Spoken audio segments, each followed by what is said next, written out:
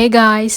ఈ mini vlog వచ్చేసి మొన్న సండే రోజు అనమాట. సో, సమ్మర్ ఆల్రెడీ స్టార్ట్ అయిపోయింది. ఎండలైతే విపరీతంగా మండిపోతున్నాయి. సో, వేడి చేసే వస్తువులు ఎంత తగ్గిస్తే అంత మంచిది.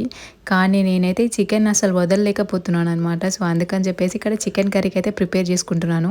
సో, చికెన్ తిన్న తర్వాత చల్ల చేయడానికి కొంచెం వాటర్ కానీ, లేదంటే మజ్జిగ కానీ తాగడం చాలా అంటే చాలా మంచిది.